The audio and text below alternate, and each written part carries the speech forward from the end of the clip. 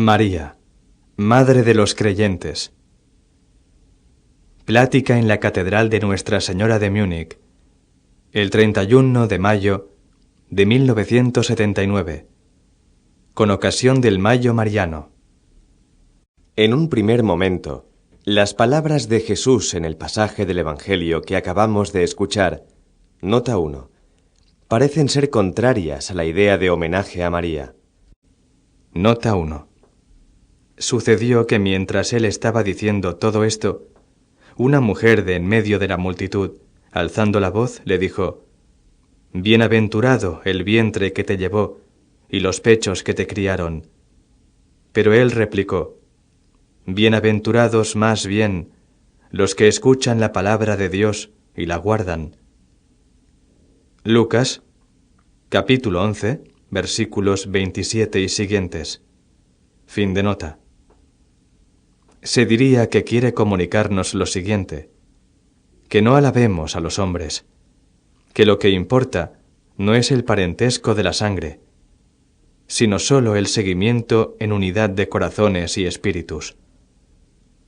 Pero cuando situamos esas palabras en el contexto total del Evangelio, descubrimos aspectos sorprendentes que nos llevan a comprender en lo profundo las razones de la veneración hacia María y las enseñanzas consiguientes. En San Lucas, la frase de Jesús cuando declara: «Dichosos los que escuchan la palabra de Dios». Lucas, capítulo 11, versículo 28, concuerda exactamente con el saludo de Isabel: «Dichosa tú que has creído». Lucas, capítulo 1, versículo 45. Y el enlace de sentido se corrobora en esos dos pasajes, donde leemos que María guardaba todo esto en su corazón. Lucas, capítulo 2, versículos 19 y 51. Relacionando las cosas, ponderándolas y ahondando en su significación. Así evidencia San Lucas que el encomio dedicado a los que escuchan la palabra de Dios y la practican corresponde por excelencia a la persona que, por serle más cercana de corazón y por llevar en sí misma esa palabra de Dios, fue la elegida por él para encarnarse. Como escribió San Agustín, antes de ser la madre según el cuerpo, lo había sido ya según el espíritu. Guardaba las palabras de Dios en el corazón, las asociaba, las meditaba y penetraba en su sentido.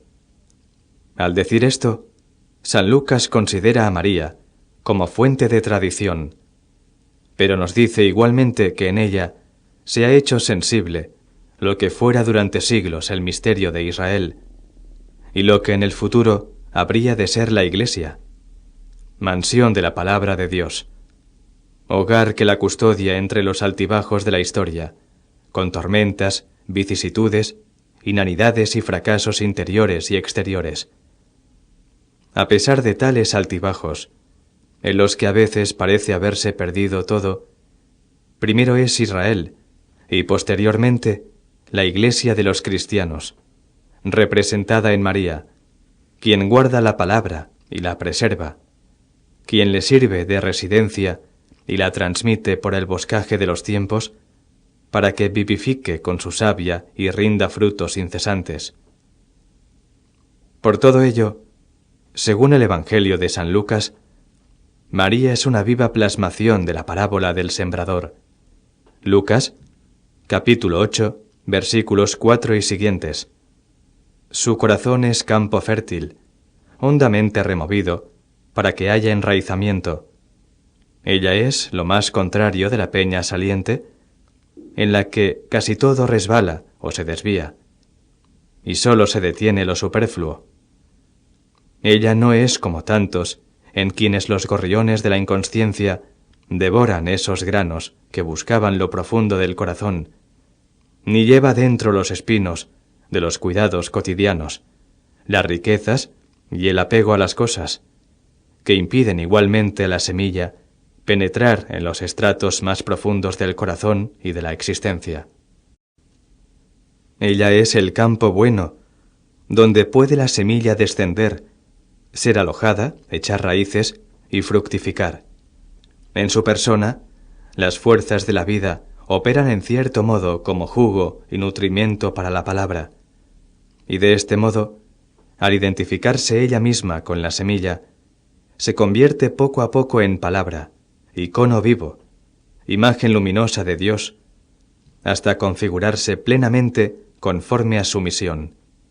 Y la palabra, por su parte, adquiere en ella fuerza nueva para hacerse visible en toda su riqueza y su multiformidad. María guardaba la palabra, y por ello es nuestra guía.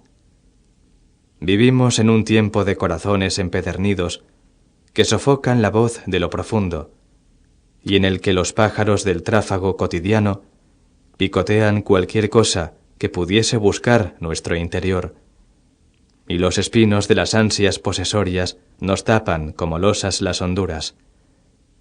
Vivimos en un tiempo dominado, sin que la Iglesia sea una excepción, por una mentalidad de corto plazo, que aprecia únicamente lo factible y cuantificable, y ha perdido de vista que las cosas que cuentan no son únicamente las que pueden ser contadas.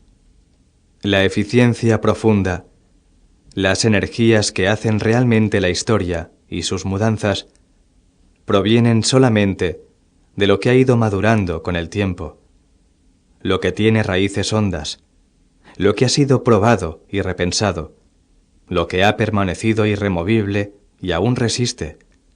La fuerza de la Iglesia, su poder de cambiar el mundo, no puede consistir en sus posibilidades inmediatas de hacer esto o aquello, sino en ser ese espacio al que podamos regresar en todo tiempo a recogernos en silencio para crecer, desarrollarnos y dar los frutos que podamos.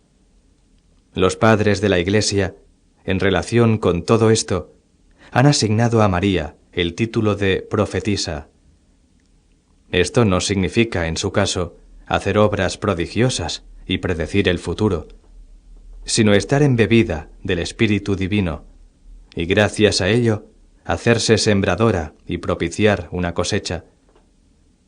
Se aprecia entre nosotros, y en todo el Occidente, una ansia vehemente de meditación, y un interés consiguiente por lo asiático, porque la condición cristiana parece reducirse al activismo. Pero advirtamos lo siguiente, que imitar por unas horas un par de técnicas tomadas de religiones asiáticas no cambia nuestra vida en profundidad, sino que sirve solamente para cebar en nosotros un egoísmo que no busca sino una sensación de poderío superior. También el cristianismo está dotado de vías de meditación que nos ayudan a moderar nuestro activismo. Esa meditación está ejemplificada en la Madre del Señor con su reacción a las palabras escuchadas. Por ello es nuestra guía, la guía que nos enseña a meditar como cristianos, recogiéndonos en ese provechoso silencio del que vienen las verdaderas energías. Y por ello los obispos de nuestra tierra hemos querido, en este mes de mayo, predicar sobre María. Nos parece importante reavivar la devoción mariana en nuestra vida de cristianos, esa fuente de energías que consiste en escuchar en el recogimiento para que la palabra pueda germinar. Por tal motivo, hemos recomendado que se vuelva a las oraciones dirigidas a María, y entre ellas el rosario, que ha sido tan denigrado. Rezarlo significa lo siguiente: deponer el activismo y relajar el pensamiento imaginativo, de manera que, acomodándonos quieta y serenamente a la cadencia de las palabras, concuerde y nos resuene el corazón en armonía con ellas, y nos sintamos suavemente reducidos al silencio, contentos y mejorados. Pero hay en las palabras del Evangelio que leíamos un segundo aspecto mariológico. Me refiero a esa frase en la que Jesús parece reprender a la madre. ¿Acaso no sabíais que yo debo ocuparme de las cosas de mi Padre? Lucas, capítulo 2, versículo 49. Concuerdan con aquellas posteriores en las bodas de Caná. Mujer, ¿qué tengo yo que ver contigo? Juan, capítulo 2, versículo 4. Las que pronuncia cuando sus familiares acuden a buscarlo. Mi madre y mis hermanos son estos que me escuchan. Marcos, capítulo 3, versículos 34 y siguientes. Y las finales del momento de la cruz, en que se aparta de ella por completo y la hace madre de otro. Juan, capítulo 19, versículo 26. Pero en ninguna existe algo que vaya en contra de María. Justamente tras la apariencia negativa de las últimas desde la cruz, se nos descubre y ratifica en toda su grandeza el sí que significa la maternidad. Porque ser madre es, ante todo, atender y custodiar, dar acogida y ofrecer un recinto de intimidad y recogimiento. Pero hay más. Así como a la concepción sigue el alumbramiento, también tras el acogimiento y la custodia, ha de venir el desprendimiento de quien deja libre al otro para ser por sí mismo, en vez de sujetarlo y pretender conservarlo, cual si fuera una propiedad. Tal es la prueba del amor consumado, la actitud de quien permite al amado que sea por sí solo, en lugar de retenerlo, y que, al dejarlo en libertad, se desvincula a sí mismo mediante la renuncia. En ello está la plenitud de la maternidad y del amor. María supo hacerlo. Consintió en ser privada de su hijo, y al quererse relegada, reafirmó plenamente aquel sí que pronunciara inicialmente en la mañana de la Anunciación. Esta culminación de la respuesta positiva significa convertirse en madre de otro, si bien para acoger de nuevo al Señor en condición de madre de todos los creyentes. Considero necesario que volvamos a ver claro este segundo aspecto.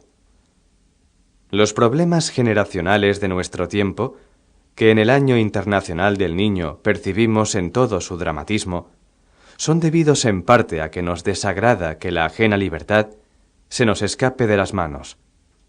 Al vernos ante el Hijo, deseamos que en él se verifiquen nuestros gustos sobre el decurso de la vida, que la suya sea una réplica de la nuestra, la perfecta realización del propio yo, de modo que nos incapacitamos para ejercer el amor en la emancipación, que es justamente la manera más grande y pura de cuidar a otra persona, y la única de la que nace la unidad verdadera. Tal es para nosotros María, la que dio el sí perfecto al mostrarse disponible sin reservas, la que supo acoger y la que supo desprenderse para experimentar el triunfo del amor, que es la verdad. Nuestros predecesores, al dedicar esta iglesia catedral a Nuestra Señora, hicieron de ella como un símbolo mariológico, un lugar que significa recogimiento y libertad en el transcurso turbulento de los tiempos. Por tanto, decidámonos a amar en ella, y respondiendo con plenitud a la íntima llamada que nos dirige, procuremos desde ella que se cumpla en nosotros la enseñanza del Evangelio. Me llamarán bienaventurada todas las generaciones, porque ha hecho en mí cosas grandes el Todopoderoso. Lucas capítulo 1, versículos 48 y siguientes.